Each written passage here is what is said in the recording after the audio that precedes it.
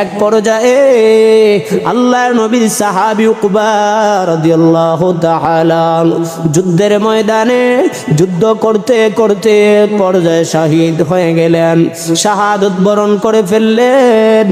আল্লাহর নবীকে আল্লাহ পাক রব্বুল আলামিন জিবরিলের মাধ্যমে জানিয়ে দিলেন, ইয়া রাসূলুল্লাহ, ইয়া হাবিবাল্লাহ, ও পয়গম্বর, আপনি কি জানেন যে উকবা রাদিয়াল্লাহু তাআলা নিজের সন্তান বশির রে একা একা ঘরের মধ্যে রাইখা যুদ্ধের ময়দানে অংশগ্রহণ করেছিলেন।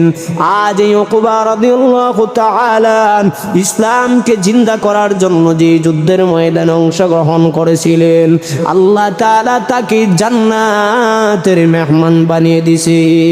সুবহানাল্লাহ। জান্নাতের মেহমান হয়ে গেলেন।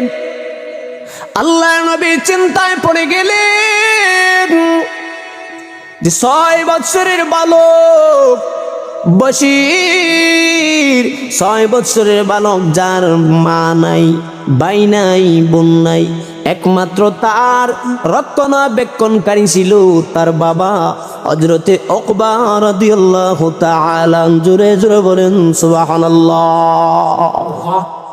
যেই ছেলের মা নাই, বাবা নাই, ভাই নাই, বোন নাই, এক কথায় নিঃস্ব এতিম, নিঃস্ব অসহায় মুসকিন, যার কেউ নাই, আল্লাহ নবী চিন্তায় পড়ে গেলেন, চিন্তার মধ্যে পড়ে গেলেন।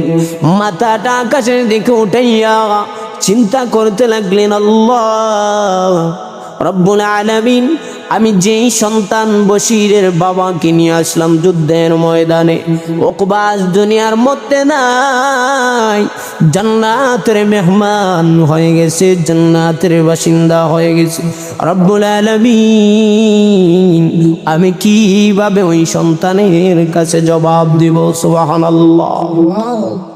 আমার প্রাণের বাবারা, বন্ধুরা, যুবক, আল্লাহর নবী, দয়ার নবী, রহমতের নবী আমার যুদ্ধ শেষ হওয়ার পর বাড়ির দিকে রওনা করলেন। বাড়ির মধ্যে যখন আসলেন, বশির রাদিয়াল্লাহু তাআলা নবীর দিকে তাকাইয়া বলেন, ইয়া রাসূলুল্লাহ, ইয়া হাবিবাল্লাহ, ওগো আল্লাহর পয়গম্বর, আপনি জি চলে আসলেন, আমার আব্বা দিয়ে আসলেন না, আপনার সাথে না আমার বাবা গেলেন যুদ্ধের ময়দানে, আমার বাবা কই? বাবারে তো দেখি না। আল্লাহর নবী চিন্তায় পড়ে গেলেন। আবার মাথাটাকে উপরের দিকে উঠাইয়া নবী চোখের পানি জড়ায় কান্না শুরু করে দিলেন। জোরে জোরে বলেন আল্লাহু আকবার। মায়ার নবী চোখের পানি জড়াইয়া জড়াইয়া কান্দেন, আর মাথাটা উপরের দিকে উঠাইয়া বলেন, রব্বুল আলামিন, যে বশির আমাকে প্রশ্ন করতেছে তার বাবা কই, আমি নবীর সাথে যুদ্ধে গিয়েছিল, আল্লাহ তার বাবাদের জান্নাতে চলে গেছে, আমি তারে কিভাবে এখন সান্ত্বনা দেব? তার বাবা নাই, মা নাই, ভাই নাই, বোন নাই, যে বশির 6 বছরের সন্তান বাবার কোলের মধ্যে জড়াইয়া জড়াইয়া রাত্রে বেলা বাবার কাছে ঘুমাইতো, বাবা তার লালন পালন করনেওয়ালা, আয় আল্লাহ, এখন তার কিভাবে আমি সান্ত্বনা দেই, কিভাবে আমি বোঝাই? আল্লাহ নবীর সাহাবী বশির রাদিয়াল্লাহু তাআলা চোখের পানি পালায় কান্না শুরু করে দিলেন, আর বলেন, ইয়া রাসূলুল্লাহ, ইয়া হাবিবাল্লাহ, ওগো আল্লাহর রাসূল, বলেন না আপনি কিসের জন্য কান্দেন? আমার বাবা কই? আমার বাবা কই? আমার আব্বাকে তো এখন পর্যন্ত দেখি না। ইয়া রাসূলুল্লাহ, সূর্য পশ্চিম দিকে ডুবে যাচ্ছে, সন্ধ্যা হয়ে গেছে, ওগো আল্লাহর রাসূল, আমার বাবা কই? আমি কার কাছে আজ রাত্রি ঘুমাবো? সুবহানাল্লাহ। আল্লাহর নবী চোখে পানি পালায় কান্দেন, আর বলেন, বশির, এ বশির, আর চোখের পানি পালাইয়া কোনো লাভ নাই, তোমার আব্বা যে আমার সাথে যুদ্ধের ময়দানে চলে গেছে, সেখানের মধ্যে যুদ্ধ করতে করতে এক পর্যায়ে শহীদ হয়ে গেছেন। আল্লাহ কুদরতি ভাবে তারে জান্নাতের মেহমান বানিয়ে দিছে। সুবহানাল্লাহ। সন্তানের কানের মধ্যে যখন আওয়াজ পৌঁছে গেল,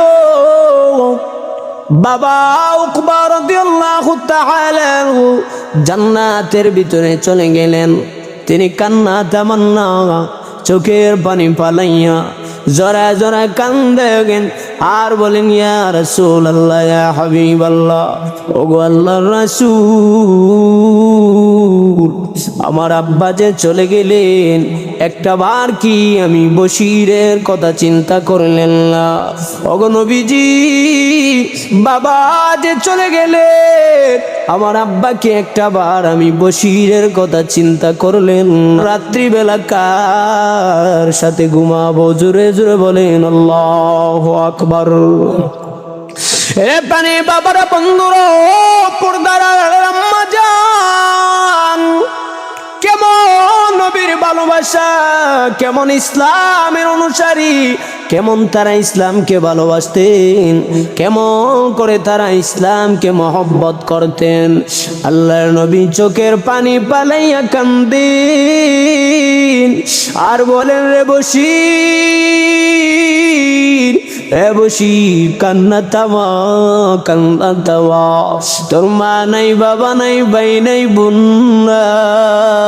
নাই, যেহেতু বাবা বলার মতো আর কেউ নাই, আমি নবী ওয়াদা দিলাম, যতদিন পর্যন্ত আমি নবী মুহাম্মদ বিশ্ব নবী সাল্লাল্লাহু আলাইহি ওয়াসাল্লাম জীবিত থাকবো, আজ থেকে আমি নবী ওয়াদা দিলাম, আমি মুহাম্মদকে তুই বাবা বলে ডাকবি।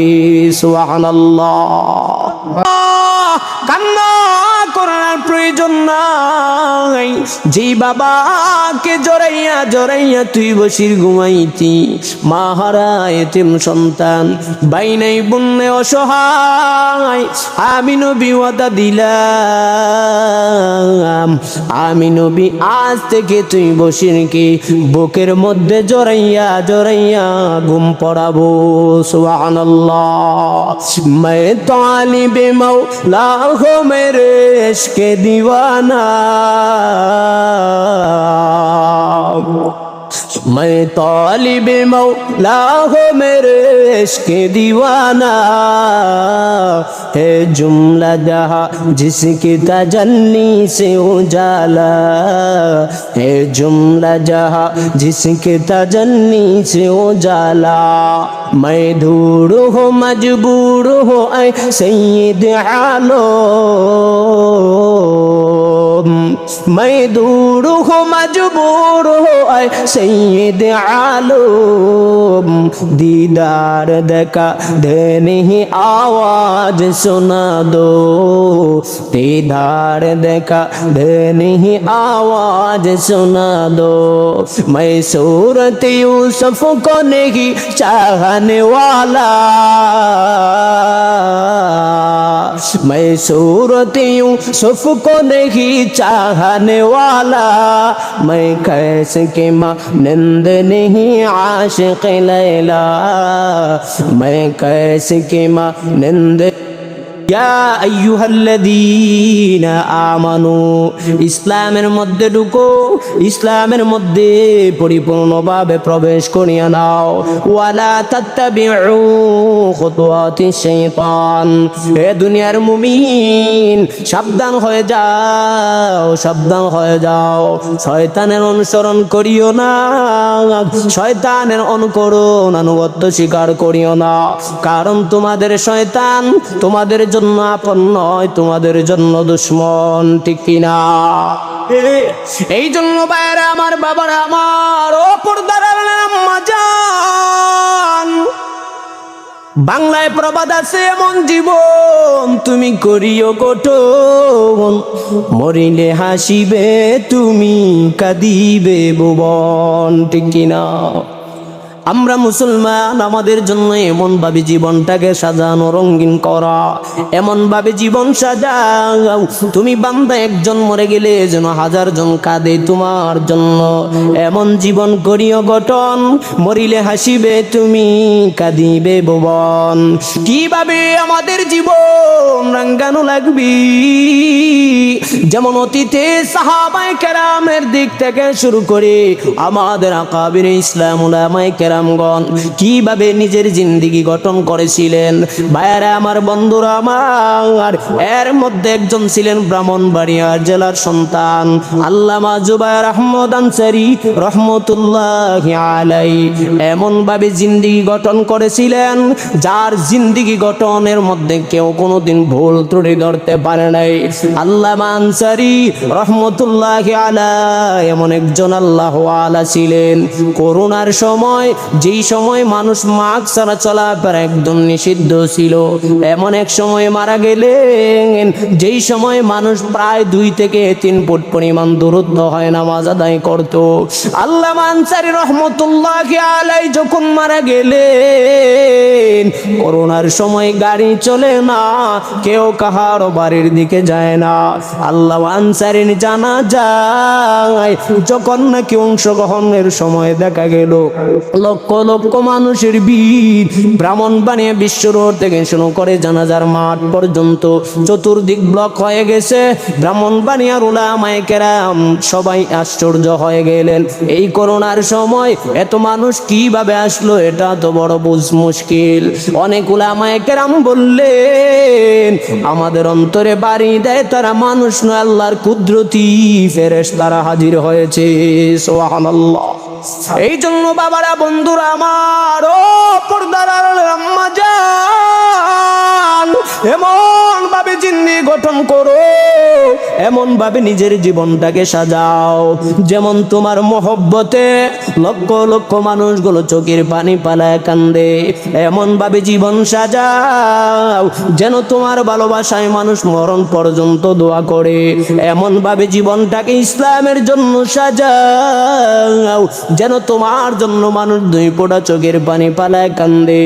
তোমার জন্য নামাজ আদায় করে করে দোয়া করে, তোমার জন্য নাজাতের ফয়সালা করে। এই জন্য বাবারা, বন্ধুরা, আল্লাহ বলেন, ওয়ালা তাত্তাবিউ খুতুওয়াতিশ শাইতান, বান্দা সাবধান হয়ে যাও, শয়তানের অনুকরণ করিও না, কারণ শয়তান তোমাদের প্রকাশ্য দুশমন, আপন হতে পারে না। শয়তান আমাদের জন্য দুশমন, শয়তান আমাদের আপন হতে পারে না। ইসলামের মধ্যে পরিপূর্ণভাবে ঢুকেন, এর মানে হলো আপনি কাম কাজে যখন থাকবেন তখনও ইসলামকে অনুসরণ করে চলেন, যখন ব্যবসা বাণিজ্য করবেন তখনও ইসলামকে অনুসরণ করে চলেন, যখন যেই কোনো ডিউটিতে থাকবেন তখন ইসলামকে স্মরণ করেন। যেমন এর একটা মূল উদাহরণ হলো, আমরা মুসলমান, কাম কাজ আমাদের পেটের ক্ষুধা নিবারণের জন্য, ভবিষ্যৎ উজ্জ্বল করার জন্য কাম কাজ আমি সময় ব্যয় করি। আল্লাহর নবী বলেন, মুসলমান যদি ফজরের জামাত আদায় করিয়া জমিনের মধ্যে ছড়িয়ে পড়ে, বান্দার হাত দ্বারা কাজ করে, পা দ্বারা কাজ করে, অথচ জবানটা বান্দার খোলা রয়েছে, এই জবান দ্বারা যদি মুসলমান আল্লাহর তাসবিহ পড়ে, সুবহানাল্লাহ, আলহামদুলিল্লাহ, আল্লাহু আকবার, এইভাবে জবান দ্বারা বান্দা যখন জিকির করতে থাকবে, আল্লাহর গুণগান গাইতে থাকবে, আল্লাহ তাআলা এই কাম কাজের সময়টাকে ইবাদতের সব দিয়ে দেবে। আল্লাহ তাআলা আমাদের প্রত্যেককে যেন ইসলামকে পরিপূর্ণভাবে অনুসরণ করে জিন্দেগি গঠন